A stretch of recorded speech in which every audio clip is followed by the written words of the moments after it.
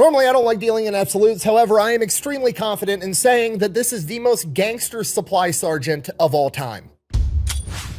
Today we're talking about Robert Howard, the most decorated Green Beret in U.S. history. He started off his military career as a mechanic, then became a parachute rigger, then became a supply sergeant. After being shot in the face and surviving in Vietnam, he then volunteered to go out with Mac V SOG whenever they needed an extra guy or a strap hanger, despite having no Green Beret or Special Forces training. Despite his initial lack of training, he rapidly went from the extra guy they brought along to help carry the radio to the man they specifically requested to come and help on their most dangerous missions. Having been shot in the face, blown up, and severely wounded multiple times on multiple occasions, he is quite literally the human embodiment of the Terminator and has been written up for the Medal of Honor on 3 separate occasions and awarded it once because that's legally the amount of times he could earn it. In addition to that, he has been awarded 2 Distinguished Service Crosses, the Silver Star, the Defense Superior Service Medal, 4 Legions of Merit, 4 Bronze Stars with V device, and 8 Purple Hearts. And we're gonna get into it right after a word from our sponsor. This video is brought to you by Element. Okay, we're not gonna overcomplicate this. It's hydration mix. You buy a box, it's got a bunch of sticks in it, you pour that in your water, you drink it, and then you're more hydrated. They got a bunch of different flavors. They also sell them in pre-made cans, and if you're like ultra health minded, you can get just the raw thing and mix it with your water, and then it tastes like you're drinking salt water.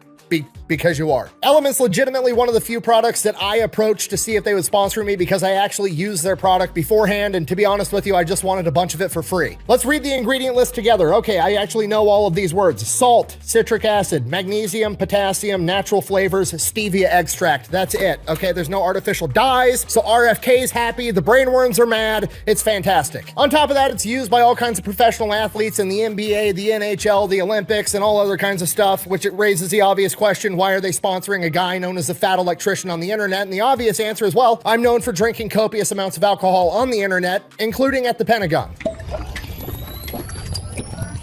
Better knowing how much paperwork went into getting First one to finish a White Claw on the Pentagon. To be completely honest with you, Element is probably the only reason me and the boys over at the Unsubscribed podcast were able to finish our last live tour, because I don't think we would have made it to all the venues without it. So yeah, if you want to give it a try, head over to DrinkElement/Fat Electrician. Doesn't matter if you're an old customer or a new customer, you're going to get a free sample pack with your order. Let's get back to the video. All right, our story begins on July 11th, 1939, when Robert Howard is born in Opelika, Alabama. When he's 4 years old, his dad is drafted to go off and fight in World War II in the Pacific, and when dad comes back, he suffers from what I can only describe as undiagnosed PTSD and has a crippling alcohol problem. From there, dad works at the local cab company for the rest of Robert's childhood, and he grows up dirt poor in Opelika, Alabama, with his dad, his mom, his grandmother, and his 6 younger siblings. The only early childhood memory that he ever talks about was when he was young, he finally got a new pair of shoes, which was a big deal for a poor kid in the 1940s, and 5 high school bullies were trying to take his shoes, and for the first week, they would chase him from the bus all the way to his house, but he would always outrun them and never get caught and got to keep his shoes.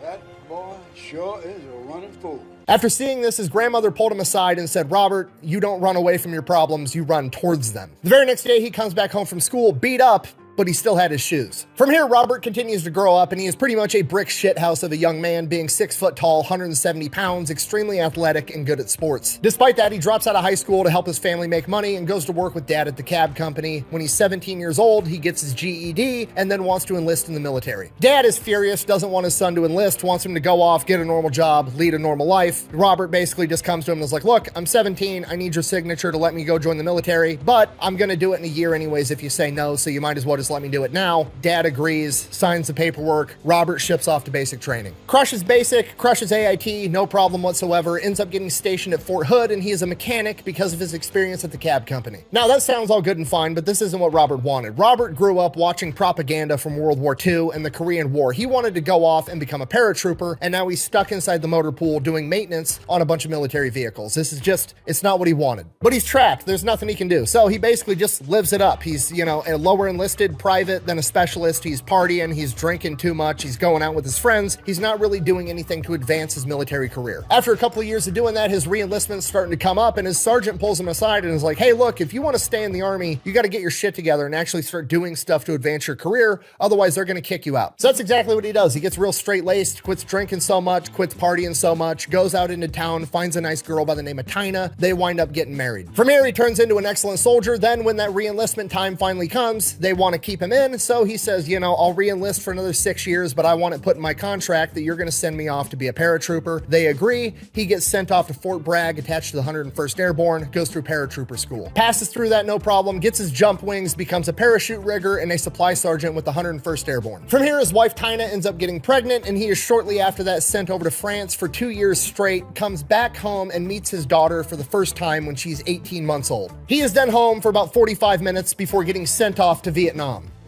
This is whole other country. As they make their approach into theater, he is informed that they are going to be making an amphibious landing. He's pumped. He wants to go into combat. This has been his whole thing. In his brain, he's thinking D-Day, storming the beach at Normandy, enemy gunfire. This is going to be awesome, action hero type stuff. As they approach, he's informed, oh, it's actually a secured beach. This is just the fastest way to get everybody off the boat.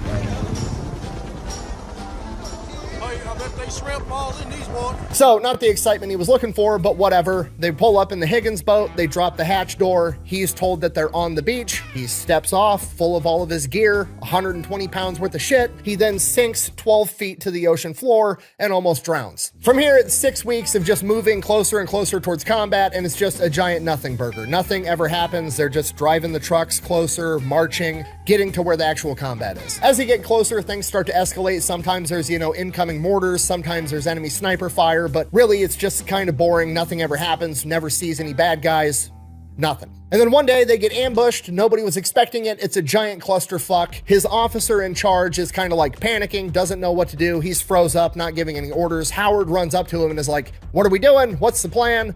Guy doesn't have anything, so he's just like, point to a spot on the map you want me to defend, I'll go defend it. Gives Howard a location. Howard grabs some guys and sets off to defend that perimeter. Once he gets to his position, he starts setting up the perimeter, getting his guys set up with fields of fire, and while he's doing that, he winds up getting shot in the face with an AK-47, right in the cheek, passes through his mouth, knocks out a bunch of his teeth, and he wakes up in the hospital. And wouldn't you know it, the guy in the bed next to him is actually his buddy from airborne school that apparently has went on to become a Special Forces Green Beret. They wind up hanging out the entire time while they're both recovering in the hospital. Then one day, Green Beret guy is getting ready to leave. His colonel comes to pick him up, and he recommends to the colonel, like, hey, this is my buddy, Robert Howard. We could use a guy like him out in the field. And the colonel's like, is that so? You think you want to do this? And Robert Howard is like, yeah, anything to get me into the action. And he just kind of nods and walks off. Howard has to spend a little bit more time in the hospital recovering. Once he's fully recovered, he basically forgot that conversation even happened, shifts back off to his unit with the 101st, gets there, and his commanding officer was like, Howard, there's a chopper waiting for you. They got to take you somewhere. And he's like, what? Where? He's like, I have no idea. Apparently it's Special Forces and it's top secret. They're not telling me shit, just to tell you to get on the chopper. So he gets on the helicopter. That flies him to Saigon, to the Military Assistance Command of Vietnam, aka MACV. While he is there, he is offered the opportunity to assist the Studies and Observations Group, a top secret military unit that responds directly to the White House and the Joint Chiefs of Staff that the government will not admit even exists for decades afterwards. From here, he is told that this is strictly voluntary. He does not have to do this, but if he does want to, he'll be operating inside of foreign countries, Laos and Cambodia, two places America is not supposed to be. Also heard we're in fucking Cambodia right now. Cambodia? Man, you kidding me. Because of that, on these missions, he will be going behind enemy lines with nothing that identifies him as an American soldier, and if he is killed or captured, which there is a high likelihood of, the American government will sweep it under the rug and say they know nothing about it. Now, I can only assume hearing this, Robert is like, okay, so let me get this straight. You want me, a supply sergeant, to go out with the Green Berets in a country we're not supposed to be in the most dangerous combat that you have, with a super high casualty rate, with no Green Beret training whatsoever. And the American government is like, yeah, that's exactly it. And you know, if you survive for like 6 months, we'll send you back home to America, and then you can get your Green Beret and we'll get you the training then after you've already done the job. To which Robert is like, you son of a bitch, I'm in.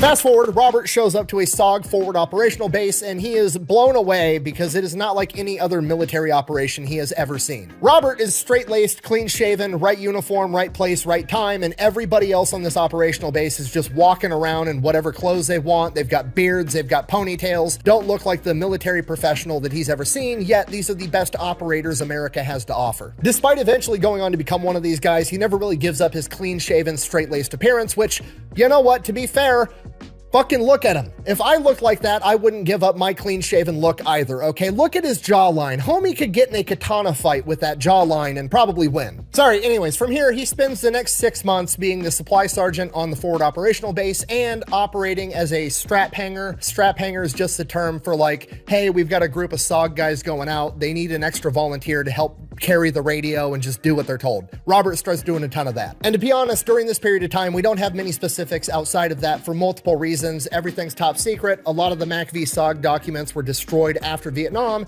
and Robert never kept a personal journal. In fact, the only reason we have stories on Robert Howard at all is because they had to document what he did to earn his medals. Everything outside of that he did is lost to time. So we don't really know what happened over this 6-month span. However, we do know that he was in combat because during this period, he was awarded the Combat Infantry Badge. From here, he goes back home and he goes through the entire Green Beret training pipeline through 1966 through 1967. And by the end of 1967, he is awarded his Green Beret. From here, he gets sent back out to Vietnam, still operating as part of SOG. He is sent to SOG Forward Operational Base 2, which is right at a tri-border area between Vietnam, Laos, and Cambodia, so they can go into both those countries fairly quickly and fairly easily whenever needed. He is still operating as a supply sergeant, and he is not attached to an actual SOG team, so he is still operating as a strap hanger whenever they need somebody. Initially, he struggles to get the opportunity to actually go out with a SOG team because, well, they're going out behind enemy lines on an extremely dangerous mission. Nobody wants to bring the fucking new guy for his first time, right? Well, somebody finally takes a chance on him. He proves himself. He starts strap hanging all the time. And from here, he goes from the fucking new guy to the guy that everybody specifically requests because he's ferocious on the battlefield and he comes up with, we'll say, innovative solutions to problems. On one occasion, he was strap hanging for a SOG team and they were going to go behind enemy lines for 19 days straight and plot out safe paths for downed pilots to take to get back into Vietnam and get to safety. The problem was that by this point in time, the North Vietnamese had become aware of SOG's operations and they were actually sending teams out to be counter reconnaissance. So whenever they saw helicopters coming into country, they would have scouts in the area and they would just trail the SOG operatives so that they knew everything SOG knew. Obviously, for a mission where you're trying to chart a safe path for a downed pilot, you don't want the enemy knowing where these safe paths are, so they need to figure out a way how to get rid of this counter reconnaissance unit. So they called up the supply sergeant. He then proceeds to take an old footlocker, you know, that big trunk that sits at the foot of your bed when you're in the military that you put all your stuff in and lock it with a padlock. He takes one of those, paints it bright red, fills it with 80 pounds of TNT, ball bearings, nails, all kinds of shit, and then rigs it up to explode on a 5-minute timer. They fly in on the helicopters, get dropped off in this country, grab this red footlocker, throw it out the helicopter, and then run off into the wood line, leaving the footlocker. Now, to the enemy, if there is an enemy out there that's surveilling them, this looks like they were in such a hurry that they either forgot their supplies or they were in such a hurry they didn't want to be bogged down and have to carry them. So they go out, they run into the wood line, they're laying down, watching this chest. Sure enough, an entire squad of NVA counter reconnaissance comes up and they start investigating this footlocker, trying to pry it open. Footlocker obviously explodes. Counter recon guys are now gone. Robert Howard said that it blew debris a quarter mile away.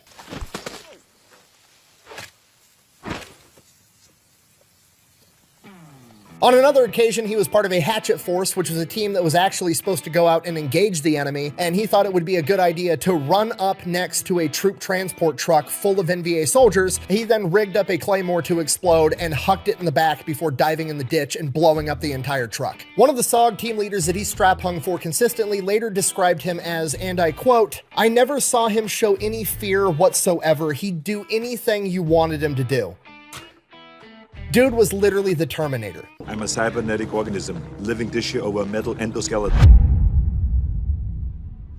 All right, late October 1967, Howard volunteers to strap hang for a recon mission. Super straightforward mission. There's a river. Next to that river, there's a trail that the NVA is well known for using. Military intelligence figures there's got to be a communication line strung right along that trail so they can communicate. They want them to go in, super sneaky, attach something onto this wire so they're going to be able to listen to all their communications and then get out. So they go out on this mission. Everything's going great. They make it to where this river is. They're looking for the communication wire and they come up on an enormous enemy cache cache of supplies, food, there's 1,000 rounds of recoilless rocket ammunition, and a ton of small arms ammo. They figure they got to do something about this, but they're a small recon element. They're not going to be able to take this out by themselves, so they radio back into headquarters. Headquarters agrees they need to get rid of it, so they send in an entire hatchet force, which is like 30 to 60 guys that are meant to actually engage the enemy. They go, they link up with the hatchet force, they bring them to the cache, and while they're making their way to this enemy cache, they get ambushed. A concealed enemy machine gun position unconceals itself, starts opening fire on Howard and all of his men. Howard dons his plot armor and rushes the machine gun nest by himself, gets to the mouth of it, and drops all 4 men inside of this nest. While that was happening, another enemy machine gun nest unconcealed itself unbeknownst to Howard, and as soon as he clears the first one, he blacks out.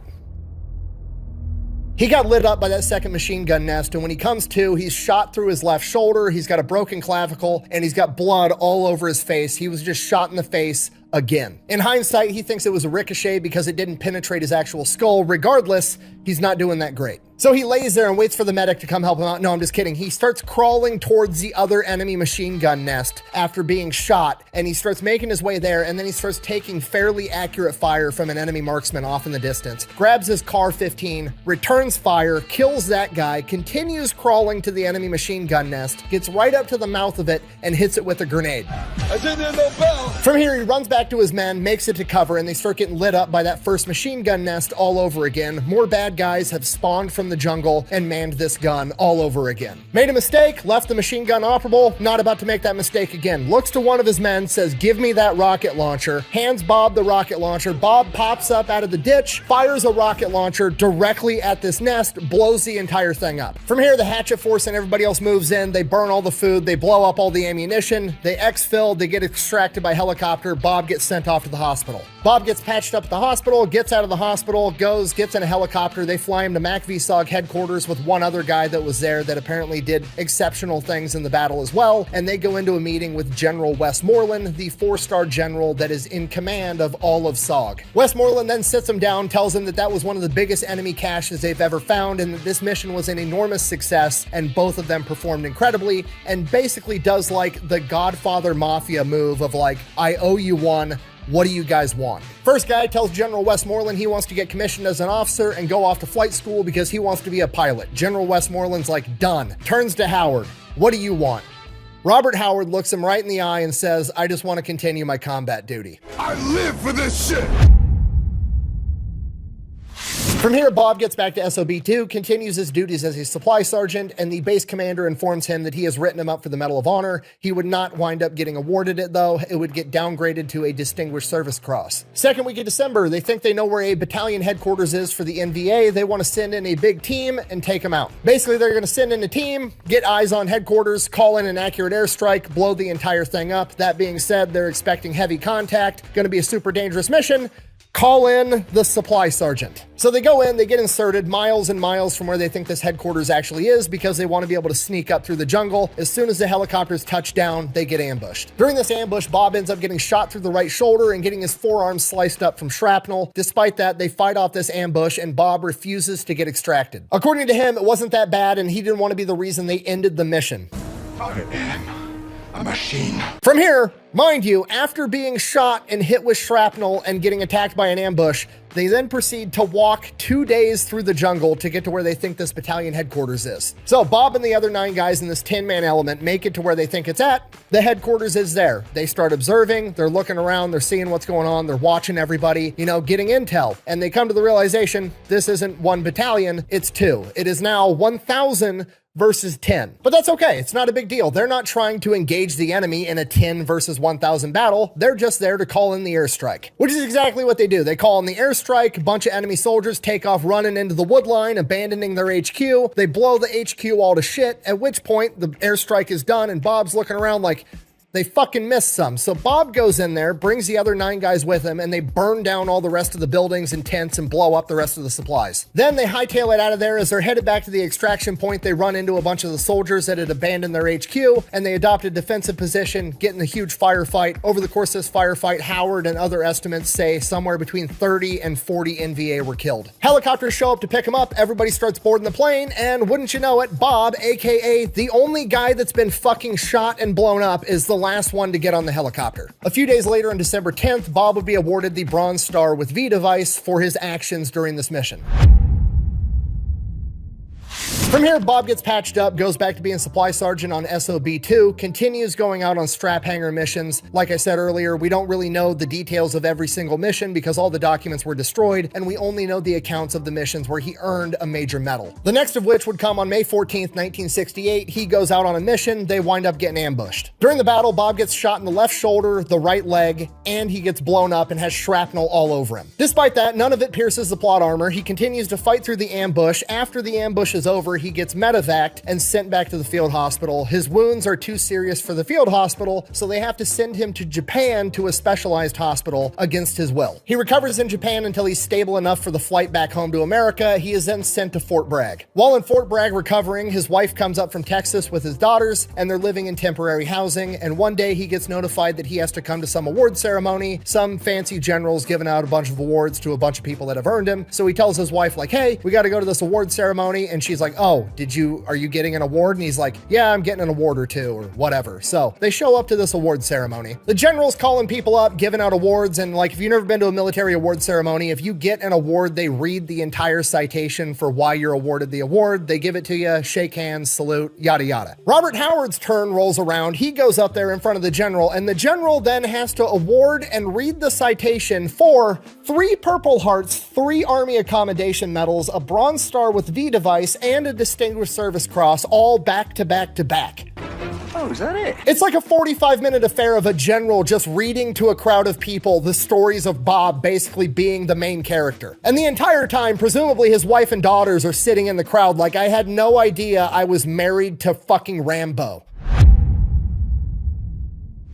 He is back at SOB-2, and he is no longer a strap hanger and supply sergeant. He is a full-fledged SOG infantry guy, and he's going to be leading teams. By November 10th, a SOG team goes out on a mission. They end up getting pinned down and are not able to get extracted. The best estimates is this is not conventional NVA forces. This is some type of special unit that has been brought in to go toe-to-toe with SOG, and they need to go in there with a bunch of more guys and finish the job. This mission would go on to become known as Slam 7, when a massive SOG force, 115 men, all go in to help recover this team. So the choppers come in and they're taking fire in the landing zone immediately. Howard jumps out of the helicopter when it's still 15 feet above the ground and starts returning fire, killing 2 enemies immediately. They continue fighting through this ambush. They make their way to this SOG recon team, and it's a scene out of a horror movie. All of the members of this recon team have been executed. Every one of these guys was severely wounded in battle, and then they were executed by being shot in the head by the NVA. While other men are still engaging the enemy, Howard and some of the other leaders on the ground are examining the bodies. They're going to recover the bodies, and Howard notices that one of the men's eyes is tracking him even though he's been shot in the head, in addition to having 19 other gunshot wounds. They call the helicopters back in. They start coming in. They're loading up the bodies and all the wounded men. The helicopters are taking off, and one of the helicopters ends up getting shot down by massive anti-aircraft guns. Their best guess is that it's an anti-aircraft set up on the back of a half-track. So then they go, they rescue those guys, get them out of there, and then they call in for orders like, hey, there's heavy anti-aircraft guns. What do you want us to do? Thinking they're still going to get extracted. The whole point of coming out here was to recover the men or the bodies of the men. That's what they've done.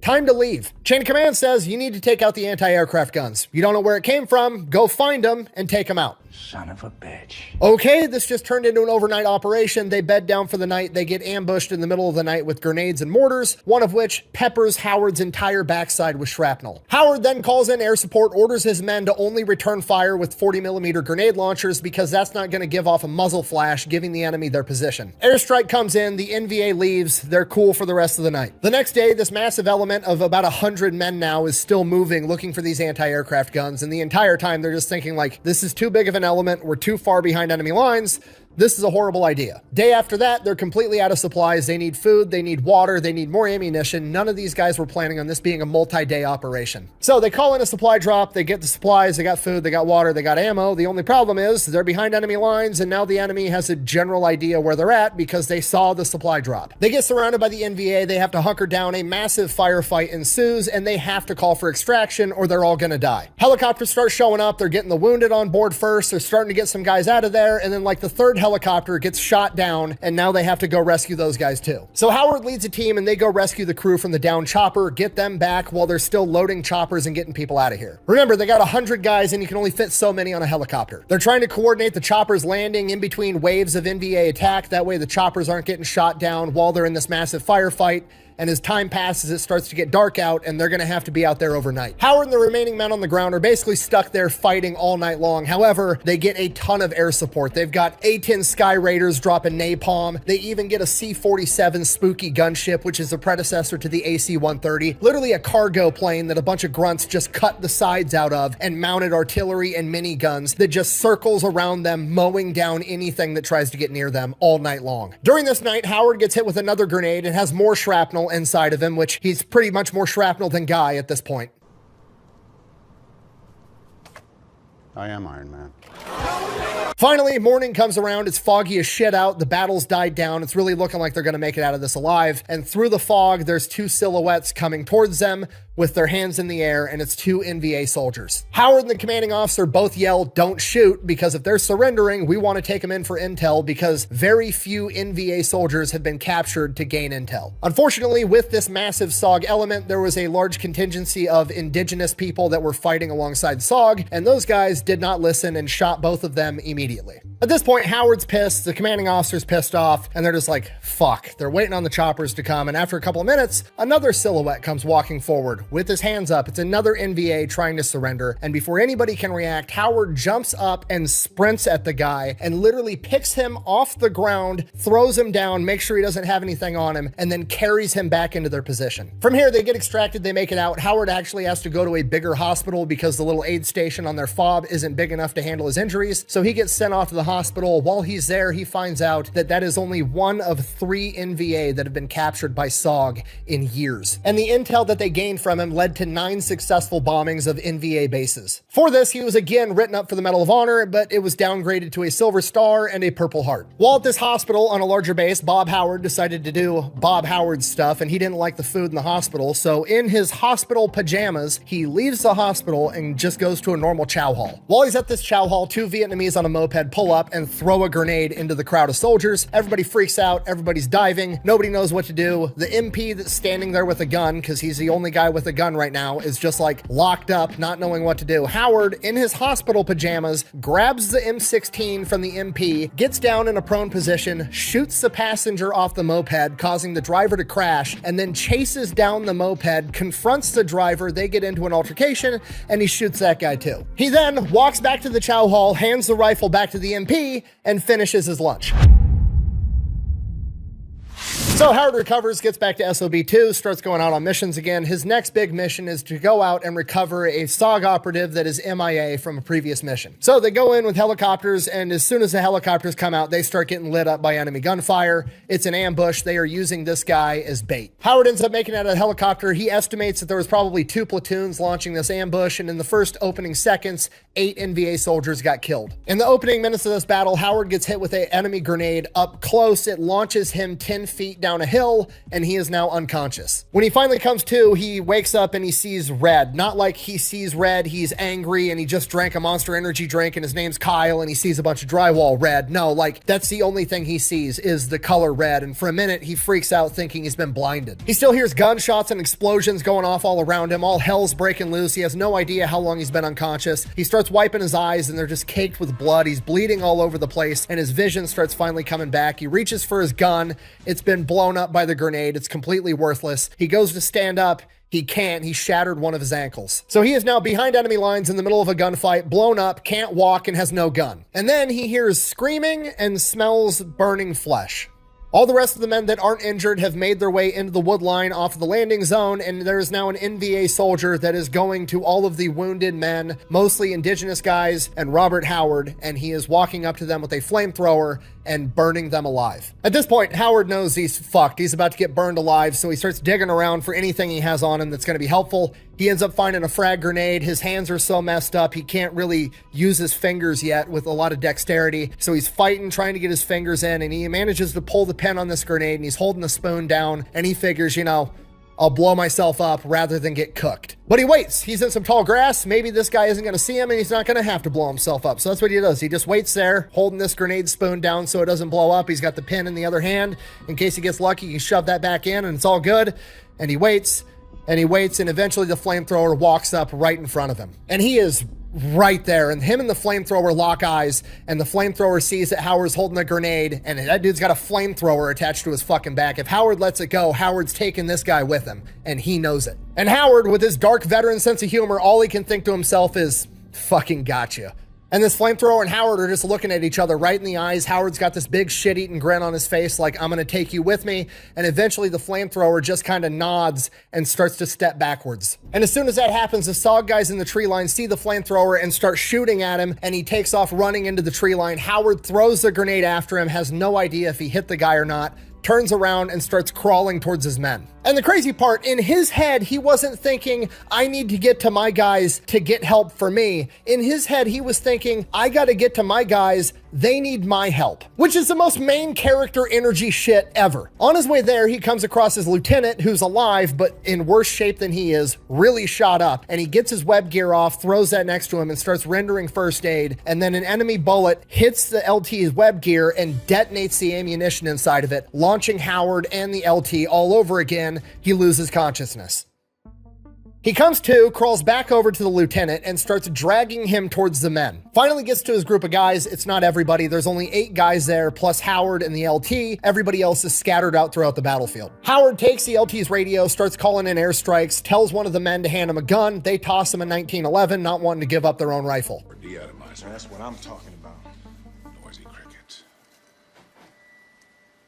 As he's calling in these airstrikes, a squad of MVA charge their position with bayonets, wanting to take him alive. Howard ends up shooting 3. His men take out the rest. Howard's still on the radio. They're sending in gunships. As the gunships are approaching, one of the indigenous fighters that's with him ends up taking a bullet to a smoke grenade on his web gear, freaks out, throws that off of him, and over the radio, Howard hears, "Where are you in relation to that purple smoke?" And Howard's looking at this in front of him, is just like, That's us. As the gunships arrive, the battle kind of dies down a little bit. Howard takes a moment to set up an actual perimeter, directing his men's fields of fire, and he's sending runners out to other small groups of SOG guys that got separated, and he gets everybody on the ground consolidated. He now has about 30 men. From here, Howard asks the medic how his lieutenant's doing. The medic says he's doing everything he can, but he doesn't think he's gonna make it, to which Howard replies, and I quote, "Make him make it."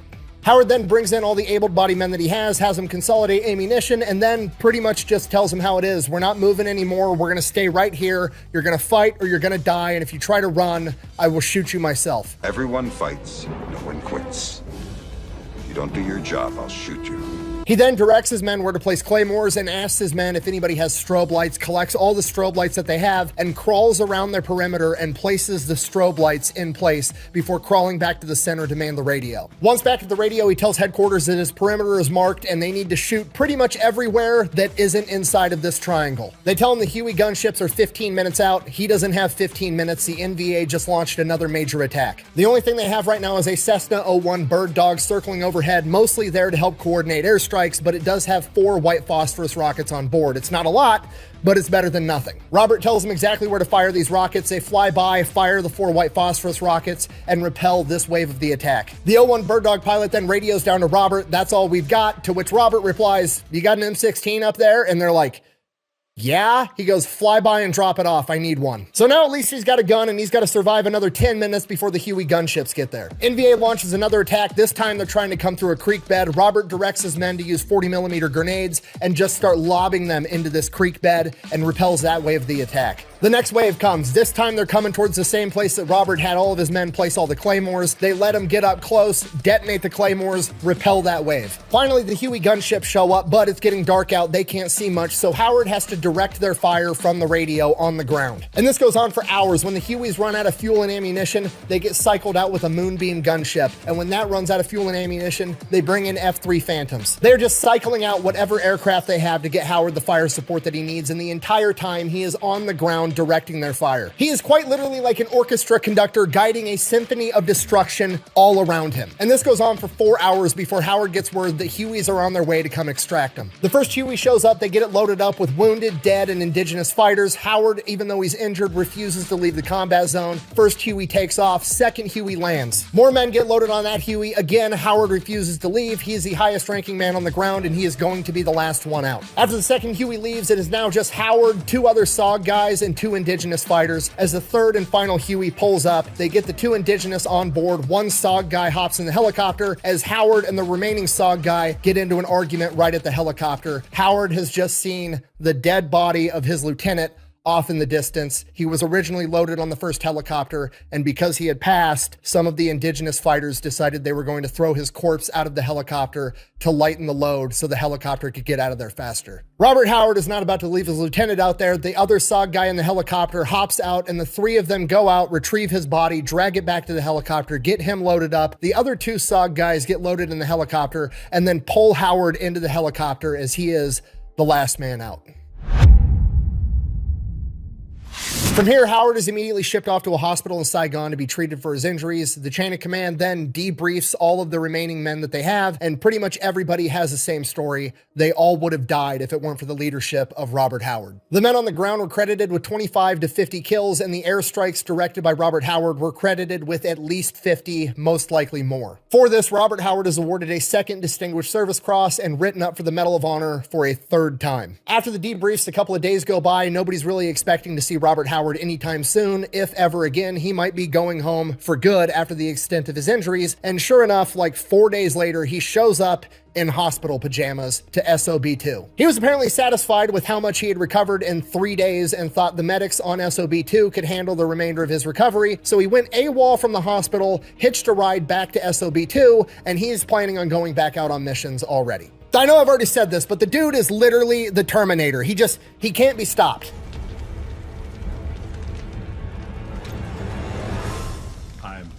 The chain of command is like, look, Bob, you're hurt. You're recommended for the Medal of Honor. You're not going out on missions. You're going to be the training NCO and whoop everybody else into shape because you obviously know exactly what you're doing. So he spends the rest of his deployment being the training NCO for all the SOG operatives going out on missions, and apparently he was a complete hard ass. He had all of his guys out on the highway in Khartoum running to be in shape, and they're like, the base has been attacked before. We're going to get attacked while we're out here jogging. This isn't a good idea. Bob didn't really care, didn't listen. And then one time they take some indirect sniper fire. Nobody got hurt. And surely at this point, Bob's going to reconsider. There's not going to be any more jogging along the highway. Nah, Bob just orders that they all start jogging with loaded guns. Bob finishes up the remainder of his deployment. Then he is basically voluntold that he's going to go off to become an officer. So he goes back home to the States and has to go through the officer's training course with literally new guys fresh out of college. You're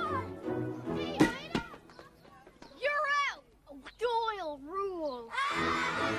Which is hilarious. Could you imagine being some 23-year-old kid that's got a 4-year degree from college and now you're in officer training school to be an infantry officer and you're in the same class as Bob fucking Howard, the Terminator, who's got 2 Distinguished Service Crosses and like 5 Purple Hearts at this point? Even worse, could you imagine being this guy's instructor tasked with teaching him how to be an infantry officer? Obviously, he passes officer candidate school with flying colors. From here, they ship him off to Ranger School, which is one of the hardest programs in any military branch ever. He basically walks through it backwards and graduates as the Distinguished Honor Graduate, meaning he was literally the best guy in the entire class, which is super impressive regardless, but it's absolutely insane that Bob Howard was able to be the best guy in the entire cycle of Ranger School, despite having been blown up, shot multiple times, all the shit he's been through, and he's like 30 years old, and he's just smoking all these new recruits. After that, he goes to some other leadership school, then they send him off to Jungle Warfare School. Of all the schools he apparently needs to go to, they send him to Jungle Warfare School. After that, they send his ass back to Vietnam, to Khartoum, to SOB2. And the crazy part, he's pumped. He wants to get back and start going out on missions. He gets there, he's told that he's still waiting for the Medal of Honor. They're not going to be sending him out on missions. He's going to resume his role as training all of the new guys. From here, he does a great job. He knows when a guy's ready to lead a team. He knows when a guy isn't. He's training these guys, toughening them up, getting them ready. Sometimes he takes it a little bit too far. There was one time he loaded shotgun shells with rock salt and was shooting it at people. It was Vietnam. It was a different time.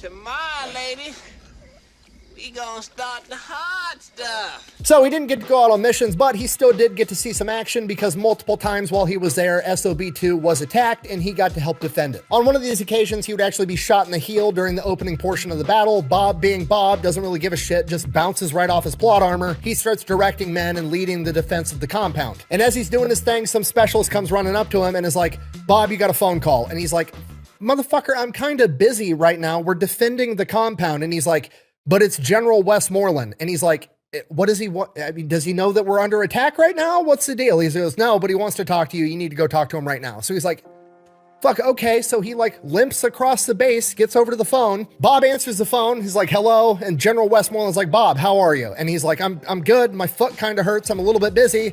What's up? And he's like, I just wanted to call and congratulate you. You're being awarded the Medal of Honor. And he's like, oh, all right. And General Westmoreland's like, yeah, I've got a chopper on the way to pick you up right now. From here, he pretty much gets extracted on the spot, gets swept off to Washington, D.C., and gets awarded the Medal of Honor by President Nixon. From here, Robert Howard never returns to Vietnam. He had spent in total 40 months in combat. Instead, he's given instructor roles pretty much for the remainder of his career. He trains airborne soldiers, he trains infantry, he's an instructor at Ranger School, all kinds of stuff. And while he almost certainly does miss going out and doing Robert Howard stuff, he also appreciates the opportunity to make up for lost time with his daughters. As tough and as crazy and as violent as he could be, he treated those girls like little angels. And on one occasion, one of the teachers at the military school that they were attending decided that he was going to take his belt off and whip one of his daughters for being loud and disrespectful in class. Upon hearing this, Robert Howard then instructed his daughter to get in the car. They drove to the officer's house on base. He walked up to the front door, rang the doorbell, made his daughter apologize to the officer for being disruptive in class, and then sent his daughter back to the car and then proceeded to beat the shit out of him on his own porch. He then was stationed down in Fort Lewis, where he was an officer with the 2nd Ranger Battalion, where he was known for training extremely hard with his guys and leading from the front. During a field training exercise,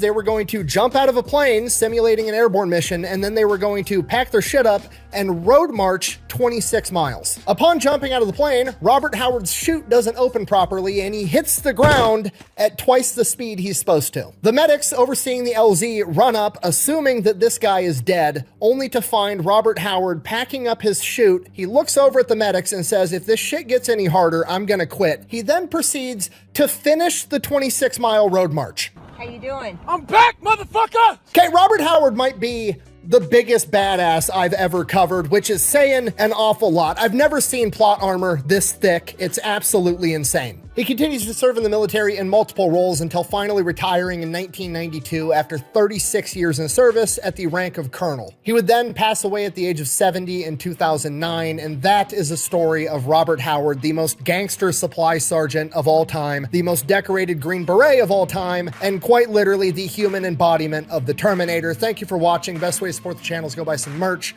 over at thefatelectrician.com. Quack bang out. Oh, and then there was a story of when his son-in-law asked permission to marry one of his daughters, and he said, and I quote, as I extended my hand to shake his, it was the largest hand I had ever seen in my entire life. He then proceeded to tell me, I know why you're here, and you have my permission, but know this, if you ever hurt my daughter, no one is ever going to find your body.